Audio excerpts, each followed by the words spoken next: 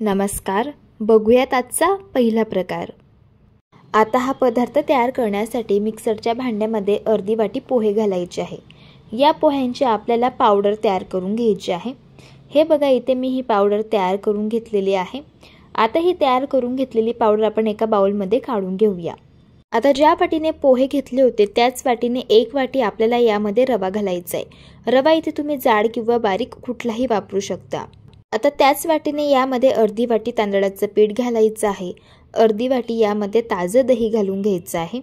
2 हिरव्या मिरचीचे बारीक करून घेतलेले काप यामध्ये घातले। तिखट आवडीप्रमाणे कमी जास्त करू शकता। 6 ते 7 कढीपत्त्याची पानं अगदी बारीक कापून घेतली तर ती यामध्ये घातलेली आहे।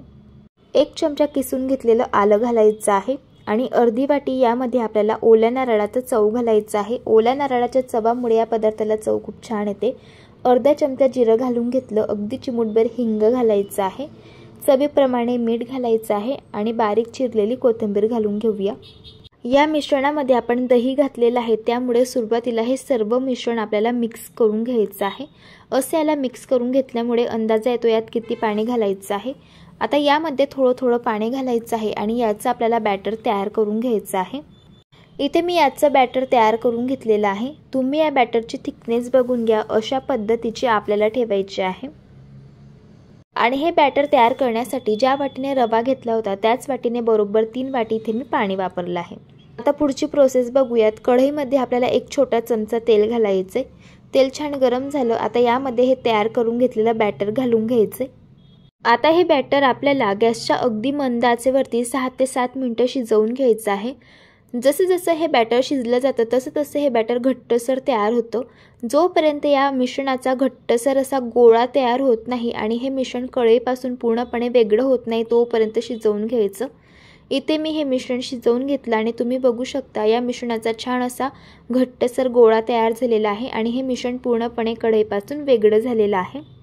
आपलं मिश्रण इथे तयार झालेलं आहे। गॅस बंद करून घ्यायचा आणि यावरती झाकण ठेवायचं आणि वाफेमध्येच हे मिश्रण 5 मिनिटं ठेवायचे। मिश्रणावरती वाफ येत आहे तोपर्यंत आपण चटपटीत चटणी तयार करून घेऊया। त्यासाठी मिक्सरच्या भांड्यामध्ये 1 वाटी ओल्या नारळाचे काप घालायचे। 2 चमचे यामध्ये आपल्याला फुटाण्याची डाळ घालून घ्यायची आहे। 4 ते 5 लसणच्या पाकळ्या आणि 1 इंच आलं यात घालायचे।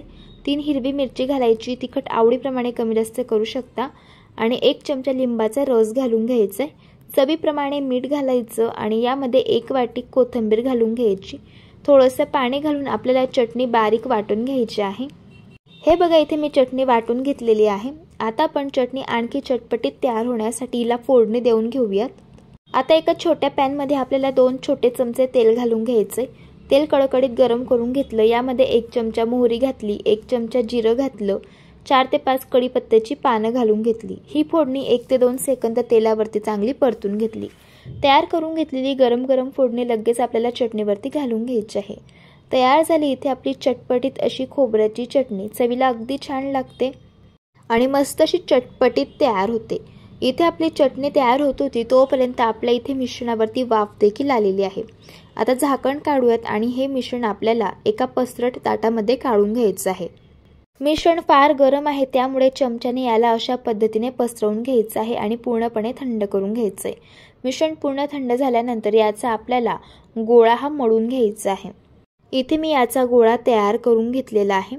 इथे आज आपण या पिठापासून मेदूवडे तयार करणार आहोत, तर त्यासाठी थोडंसं मिश्रण हातामध्ये घ्यायचं आहे।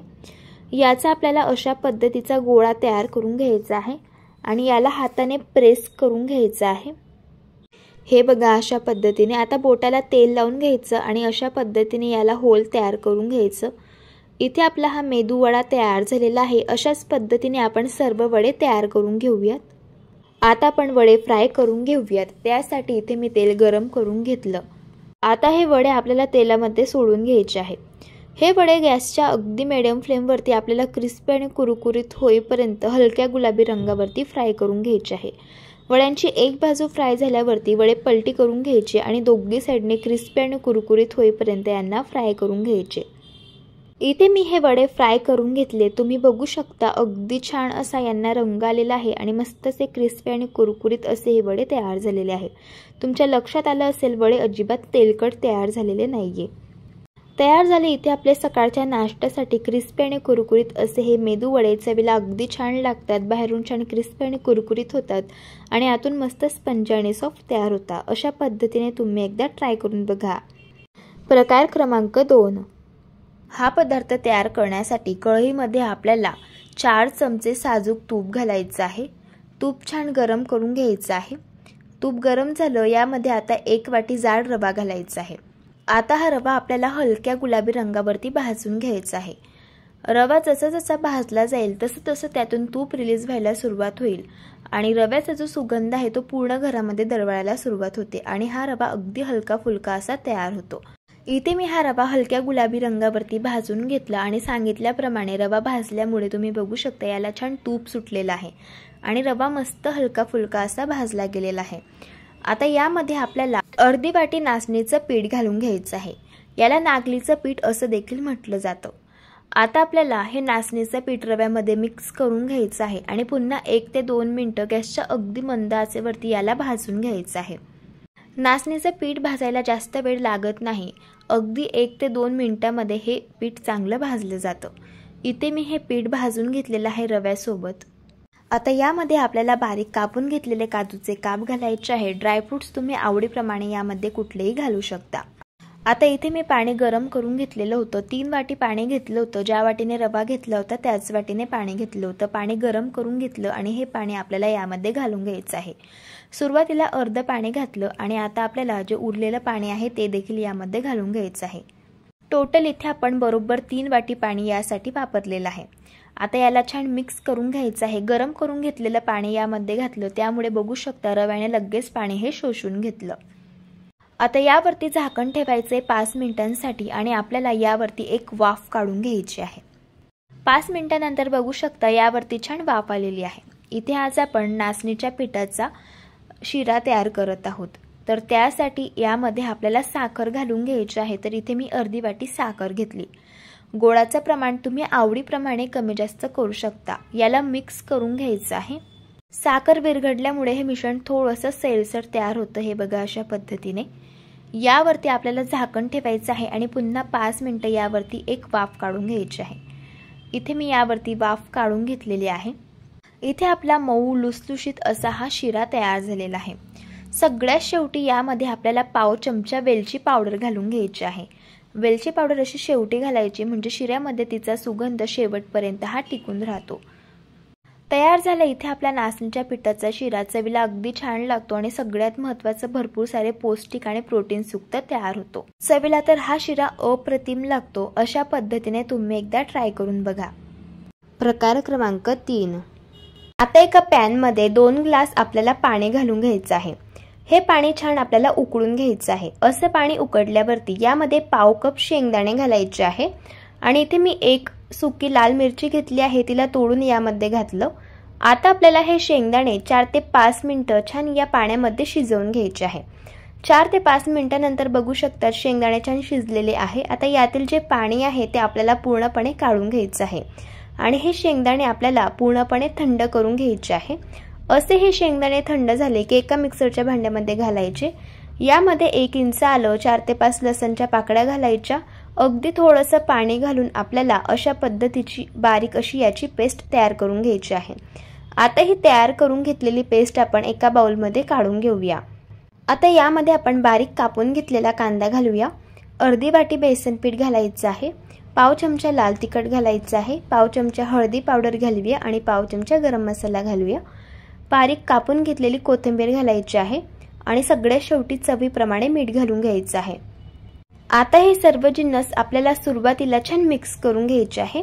यावरून अंदाजा येईल आपल्याला यामध्ये किती पाणी घालायचं आहे. आता थोडं थोडं पाणी घालून याचा आपल्याला अशा पद्धतीचं बॅटर तयार करून घ्यायचं आहे. जसं डोस्यांचं बॅटर असतं तशा पद्धतीचं हे बॅटर मी तयार करून घेतलेलं आहे.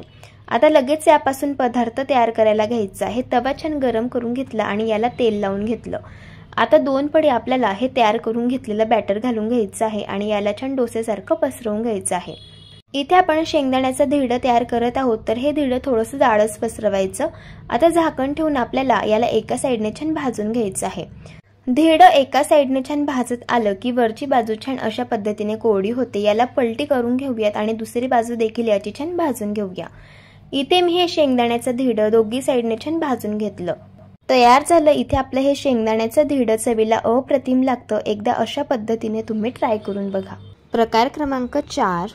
हा पदार्थ मला सकाळी बनवायचा आहे, त्यासाठी आपल्याला रात्रीच ही पूर्वतयारी करून घ्यायची आहे. एका बाउलमध्ये आपण 1 वाटी हिरवे मूग घेऊयात. यामध्ये पाणी घालायचं आहे आणि 4 ते 5 वेळेस आपल्याला हे मूग छान वॉश करून घ्यायचे आहे. मूग छान वॉश करून झाले. आता यामध्ये भांडं भरून पाणी घालायचं. झाकण ठेवून रात्रभर आपल्याला हे मूग भिजण्यासाठी ठेवायचे आहे. आता सकाळ झालेली आहे आणि तुम्ही बघू शकतात हे मूग मस्त भिजलेले आहे आणि मुगाची साईज सुद्धा डबल झालेली आहे. आता आपण यातील जे पाणी आहे ते पूर्णपणे सेपरेट करून घेऊयात. हे बघा अशा पद्धतीने. आता एक मिक्सरचं भांडं घ्यायचं आहे. यामध्ये आपल्याला मूग घालून घ्यायचे आहे. मिक्सरचं भांडं मी मोठं वापरत आहे, त्यामुळे सर्वच मूग मी यामध्ये घालून घेत आहे. जर तुमचं मिक्सरचं भांडं छोटं असेल 2 बॅचेसमध्ये तुम्ही हे मूग वाटून घेऊ शकता. आता यामध्ये 1 इंच आलं, 6 ते 7 लसणच्या पाकळ्या आणि 4 हिरवी मिरची घालायची आहे. तिखट आवडीप्रमाणे कमी जास्त करू शकता. 2 चमचे दही घालून घ्यायचं आहे. दही घातल्यामुळे या पदार्थाला चव खूप छान येते. आता 1 वाटी यामध्ये आपल्याला कोथिंबीर घालून घ्यायची आहे आणि थोडंसं पाणी घालायचं आणि याची आपल्याला अशा पद्धतीची पेस्ट तयार करून घ्यायची आहे. ही पेस्ट तयार करताना जास्त बारीक वाटायची नाही, थोडीशी जाडसरच ठेवायची आणि कमीत कमी पाण्याचा वापर करूनच अशा पद्धतीचं घट्ट आपल्याला हे बॅटर तयार करून घ्यायचं आहे. आता यामध्ये 1 छोट्या साईजचा बारीक कापून घेतलेला कांदा घालायचा आहे. पाव कप यामध्ये आपल्याला मकीचे दाणे घालून घ्यायचे आहे. इथे मी कच्चे मकीचे दाणे वापरलेले आहे आणि अर्धी वाटी आपल्याला इथे वाटाणे घालून घ्यायचे आहे. वाटाणे इथे मी फ्रोझन वापरलेले आहे. आता यामध्ये पाव चमचा जिरे पावडर घालायची आहे. अगदी चिमूटभर आपल्याला काळी मिरी पावडर घालून घ्यायची आहे. अर्धा चमचा धणे पावडर घालूया आणि अगदी चिमूटभर आमचूर पावडर घालायची आहे. पाव चमचा यामध्ये हळदी पावडर घालायची आहे आणि चवीप्रमाणे मीठ घालायचं आहे. आता हे सर्व जिन्नस आपल्याला छान मिक्स करून घ्यायचे आहे. आता सगळ्यात शेवटी यामध्ये आपल्याला अगदी चिमूटभर बेकिंग सोडा घालून घ्यायचा आहे. बेकिंग सोडा ॲक्टिवेट करण्यासाठी यावरती थोडंसं पाणी घालायचं आणि एकाच डायरेक्शनमध्ये याला पुन्हा 1 ते 2 मिनिटं छान फेटून घ्यायचं. इथे आपलं हे मिश्रण छान तयार झालेलं आहे. लगेच आपल्याला यापासून पदार्थ तयार करायला घ्यायचा आहे. इथे आज आपण आप्पे तयार करणार आहोत. त्यासाठी इथे मी आप्पे पात्र छान गरम करून घेतलं. यामध्ये आपल्याला तेल घालून घ्यायचं आहे. तेल छान गरम झालंय. आता यामध्ये आपण थोडेसे तीळ घालून घेऊयात. असे तीळ वापरल्यामुळे तिळाचा नटी फ्लेवर या आप्प्यांमध्ये खूप छान लागतो. आता 1-1 चमचा आप्प्यांचं मिश्रण आपल्याला अशा पद्धतीने या मोल्डमध्ये फिल करून घ्यायचं आहे. आता या आप्प्यांवरती आपण झाकण ठेवूयात आणि 5 मिनिटं आपल्याला हे आप्पे छान एका साईडने भाजून घ्यायचे आहे. 5 मिनिटांनंतर बघू शकतात आप्पे मस्त टम्म फुगून वर आलेले आहे. आता आपण यांना पलटी करून घेऊयात. तुम्ही बघू शकतात एका साईडने हे आप्पे मस्त क्रिस्पी आणि कुरकुरीत असे हलक्या गुलाबी रंगावरती भाजून झालेले आहे. इथे मी हे आप्पे दुसऱ्या साईडने देखील छान भाजून घेतलेले आहे. आता आपण यांना काढून घेऊयात.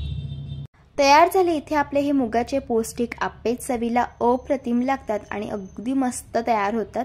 लहान काय मोठ्यांना सुद्धा फार आवडतील एवढे चविष्ट हे आप्पे तयार होतात आणि हे आप्पे बाहेरून मस्त क्रिस्पी आणि कुरकुरीत बनतात आणि आतून अगदी छान स्पंजी आणि सॉफ्ट तयार होतात. अशा पद्धतीने एकदा ट्राय करून बघा. प्रकार क्रमांक 5. एका मिक्सरच्या भांड्यामध्ये 1 वाटी आपल्याला पुदिन्याची पानं घालून घ्यायची आहे. यामध्ये 3 लसणच्या पाकळ्या, 1 इंच आलं आणि 2 हिरवी मिरची घालूया. तिखट आवडीप्रमाणे कमी जास्त करू शकता. आता पाव चमचा यामध्ये मी जिरं घातलेलं आहे. इथे मी 3 चमचे जी प्लेन पिवळी शेव मिळते तर ती यामध्ये घालत आहे. अशी शेव घातल्यामुळे मार्केटमध्ये जशी पुदिन्याची चटणी मिळते सेम तशाच चवीची तयार होते. यामध्ये कोथिंबीर घातली आणि चवीप्रमाणे मीठ घालून घेतलं. आता यामध्ये 1 चमचा मी लिंबाचा रस घातलेला आहे. लिंबाचा रस घातल्यामुळे चटणी काळी पडत नाही. आता यामध्ये थोडंसं पाणी घालून आपल्याला अशा पद्धतीने ही चटणी बारीक वाटून घ्यायची आहे.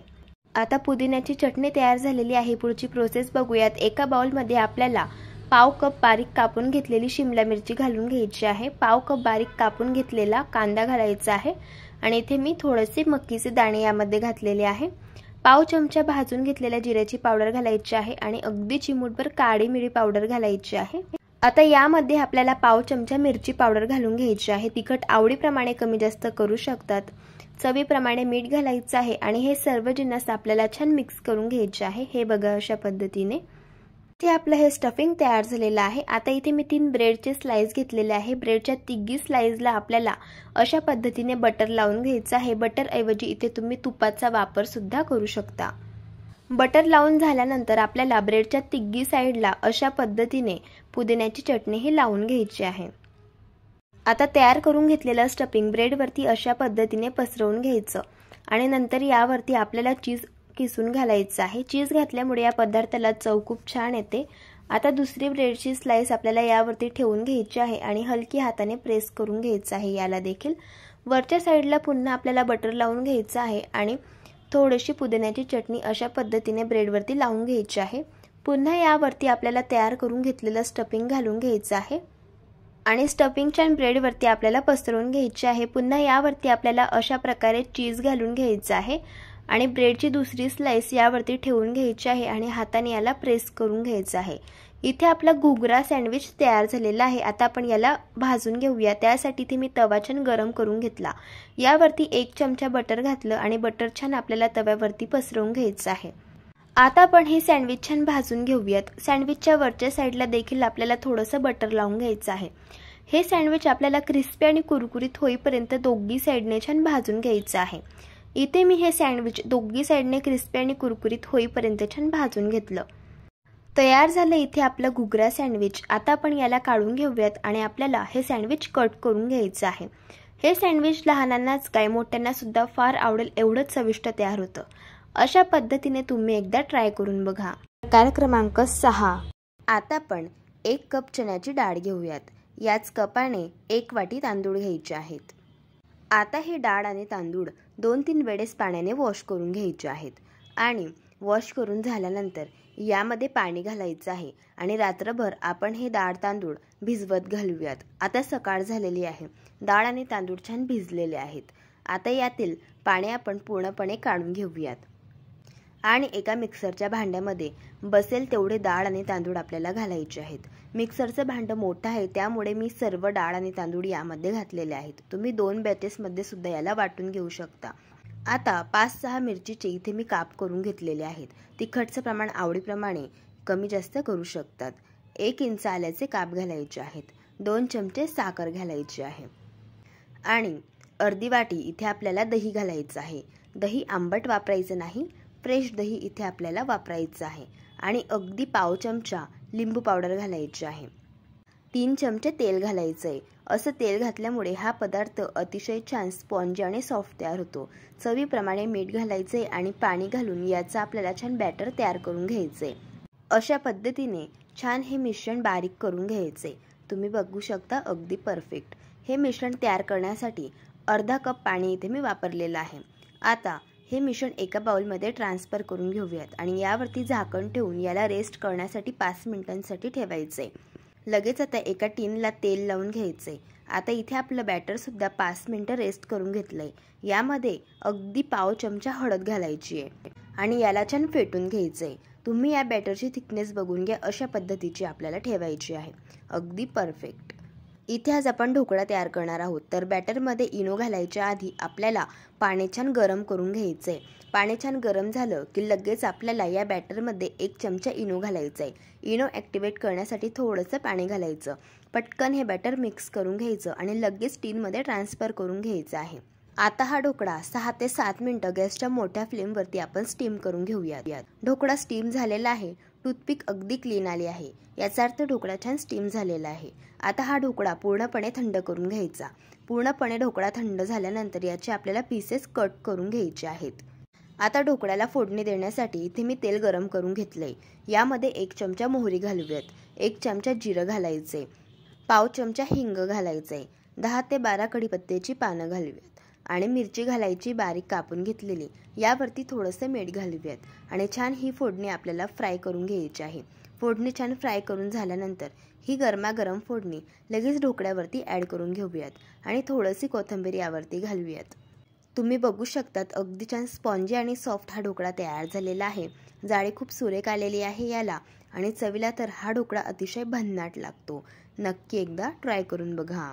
प्रकार क्रमांक 7।